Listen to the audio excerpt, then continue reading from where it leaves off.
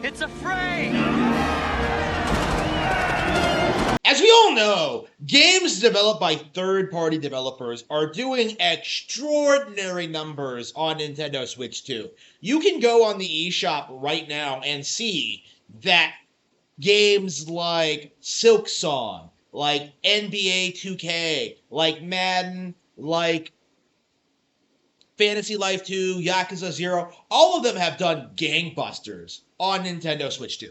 This is, of course, contrary to the narrative that we were fed a couple of months back when a bunch of third-party developers that were not named, were not cited, we have no idea what games they were referring to, what developers were making the complaints, but game journals released these statements saying that third-party developers were performing lower numbers than they possibly anticipated. This is obviously a gigantic cope and runs contrary to reality because even if some third-party games failed on Switch 2, it doesn't change the fact that there are already a number of high-profile success stories. And those success stories indicate the reality of the situation, that Nintendo Switch 2 is a success. But it's very important, perhaps the most important thing for the gaming industry to continue this facade that Nintendo games, that third-party developers cannot succeed on Nintendo hardware. This is something that's gone back to even the PS1 era, right? We've always been told that Nintendo hardware is unusable, that it's broken, that there's something wrong with it, whether it's cartridges or the disc size or the power of the system or the game key cards. There's always some huge, gigantic cope as to why Nintendo titles are inferior to games from other platforms, even though they are the exact same game. There is no thought or consideration at all put into the games that do well on Nintendo consoles, that have always done well on Nintendo consoles, the games that continue to get released on Nintendo consoles. Like, all of them are swept under the rug to make room for hyping up Expedition 33 or Silk Song. Titles that are mediocre and below even the lowest of Nintendo developed titles. Over the past 30 years, the overwhelming cope among the community is that the best of the industry was coming from these third-party developers that were developing primarily for PlayStation. Final Fantasy VII and Metal Gear Solid at the time were considered just as good as The Legend of Zelda Ocarina of Time. Now, if you have two brain cells to rub together, you would realize very quickly that wasn't actually true. But for a very long time, both of those games were worshipped as these pinnacles of video game design. And even today, Hideo Kojima is worshipped as this savant, when in reality, he hasn't produced anything of value in 20 years. The main thing that's changed in the past 10 years, ever since the Wii U era, is that it has become more socially acceptable to say that Nintendo exclusives are just better than the competition. The narrative has kind of shifted into complaining about the hardware specifically and not the games, because Nintendo has produced so many bangers over the past 40 years that it is pretty much impossible to write them off as a major player in the video game industry. However, the gigantic cope, what the industry wanted to happen was that they wanted Nintendo to stop producing hardware entirely and just produce on the real video game consoles, Xbox and PlayStation, because third-party developers know that they cannot compete with Nintendo games on their own hardware. If Skyrim sold 60 million units on Nintendo Switch, Nintendo would make money off of that and just reinvest it into Zelda. There will be no competing with Nintendo if third parties were ever primarily on that platform. And that is why they are so desperate to flood Nintendo consoles with late ports, with lazy re-releases, with overpriced games, with game key cards, with all the stuff they've been doing. It's all entirely to create this fiction that Nintendo versions of games are somehow inferior to others, even though they are the best version of the game, because no other video game platform offers portable and home console games. So the way things look now is that it's mostly the big third parties that are still continuing this farce. Companies like EA, Ubisoft, Capcom, they released all these statements like hoping they would explode on PC and become relevant.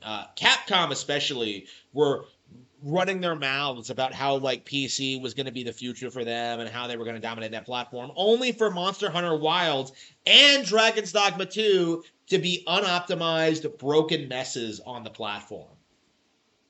Capcom and other third parties would rather put out broken, unfinished games on PC than develop on Nintendo. Even though it would be far more affordable, it would lead to a way bigger success for them and would help develop their brand further. But because of the fact that they're terrified of the impending Nintendo monopoly, they will not do it. Because of their concerns about what's going to happen when Nintendo is the dominant gaming platform, when you can no longer deny that Nintendo excels at all games, not just games for kids, their entire house of cards will collapse, because no longer will people religiously get hyped over every major new Capcom flop. You won't see them they won't be able to reboot Bionic Commando or Strider or Dino Crisis and expect people to get excited about it or notice or care. Everything Capcom does is going to get buried by all of the far more popular games on the platform. And I think that's the core issue of it. It's why third parties are so scared of Nintendo. It's because there are so many games on the platform, it is impossible for them to compete. Just for an example, September has been a loaded month for third-party games on Switch too. We got Daemon X Machina, we got Silk Song, we got Chronos New Dawn, 3 games, that came out within a week in early September, right? All these games are on the bestsellers list right now. They're all doing moderately well for themselves, but I only bought one of them, Silk Song, and I had every intention of buying Daemon X Machina and Chronos and at least trying them. But the reality is I just don't have time. I'm doing way too much. I'm playing way too many games right now. I just don't have the time to play these games on my Switch 2. And I stream at least 4 hours a night. So, I'm a hardcore gamer. I do a lot. I spend a lot of time with this stuff. But the reality is that I just don't have time to play everything that comes out. So, because there are just so many options on Nintendo consoles. So, these games that are doing relatively well, that people genuinely like, that are enjoying, that are selling well, they are just not doing as well as they could, because they're getting buried by other games on the platform. That's the issue here. That's the problem that third-party games have on Nintendo consoles, is because there are so many 10 out of 10 games coming out all the time that it is impossible for mediocre microtransaction-ridden slop to ever gain any traction or relevancy at all. As an example, Apex Legends, Overwatch, Fortnite, games like that are the biggest games on any other platform, and yet they aren't even really a blip on the radar for Nintendo Switch owners. Not because people don't play them or because they're not popular or what have you, but the reality is we actually have alternatives to that slop. We actually have games that are better, that people are spending their time with more. The overarching narrative, the idea that nobody's playing these games on Nintendo Switch is a complete lie. What's actually happening is that everyone is playing so many different games on Nintendo Switch that it is difficult for any one third party to stand out. And that is the reoccurring pattern we see as we look at the situation and we see these sales charts, and what's happening is that Nintendo games dominate on the platform because they have spent the past 30 years building up their brand, building up their identity, building up like their library of games, and it's becoming harder and harder for third parties to stand out. Like someone like me would rather play something niche, like Chibi Robo or like a Ghost Trick or whatever, than even like bother with a lot of these third party releases. Like it's becoming impossible for third parties to put out whatever and sell millions of units because anybody who is remotely aware of the industry or its trends knows that you probably shouldn't get hyped for every major thing that comes out, you know? Like, you should be a bit more discerning with your purchases. Good games are going to last you a long, long, long time. Actually, forever, honestly. So there's no real reason, really, to endlessly play games as they come out. So the third party model, the Call of Duty methodology of just releasing games every year and selling to like a brain dead audience, like that just is never going to work on Nintendo consoles. Like, because we have higher standards than that. We play better games than that. There's a reason nobody is really begging for Call of Duty on Switch, and why nobody is really bragging about the EA Sports games being on there right now is because like nobody really cares. Nintendo Switch 2 owners are playing better games all the time.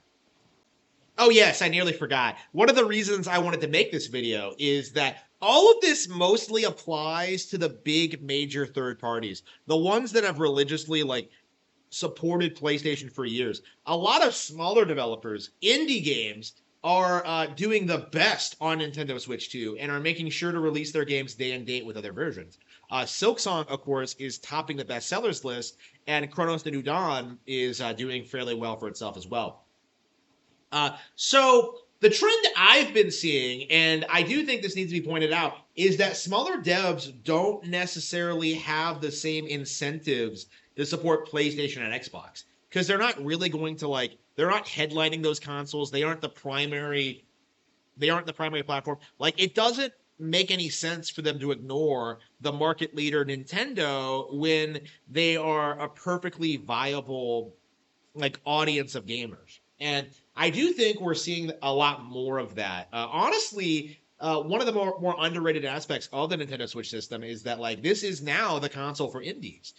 Indie games do better on Nintendo consoles now than they ever did on Steam. And that is becoming more and more apparent as you see just how often these games top bestsellers lists and are majorly promoted in Nintendo Directs. Like, Steam just doesn't have anywhere near the capacity to reach that number of people. The average Nintendo Direct probably has more daily users than Steam, gets more viewers than Steam gets in a month, right? The reality is Nintendo is just bigger than Steam. Nintendo is just bigger than PC gaming, bigger than PlayStation and Xbox, and that is reflected by the fact that there's so much variety in the player base and what people buy and enjoy. Like, if you see my friends list, you will see that everyone's playing wildly different games all the time. And that's because this is such a healthy, diverse library of games that has a player base that is willing to indulge in all sorts of genres from all sorts of developers, right? The big AAA scene is over, right? In a lot of ways, Grand Theft Auto 6 is going to be the last stand for the traditional like AAA model of just throwing a bunch of money into a graphics engine, making it as realistic as possible, and like putting people in like an open world sandbox. Like, that isn't going to be enough to impress people in the next 10 years. Because, games like Breath of the Wild being made, people are becoming like enchanted with games like Echoes of Wisdom, which are more traditional but have these crazy mechanics that would not have been possible, back in the day. You have games like that where Donkey Kong Bonanza, which is wildly different than any other game we've ever seen before. Like, it's only a matter of time until Nintendo creates something that surpasses Minecraft in relevancy. Actually, Pokemon is already that thing, but until At some point, they're going to put out a new IP that surpasses Grand Theft Auto, surpasses Minecraft, and there just isn't going to be any disputing anymore that Nintendo is the market leader. When that happens, developers will not be able to continue justifying supporting PlayStation and Xbox. They will not be able to justify supporting PC because everybody is going to be exclusively playing on Nintendo consoles.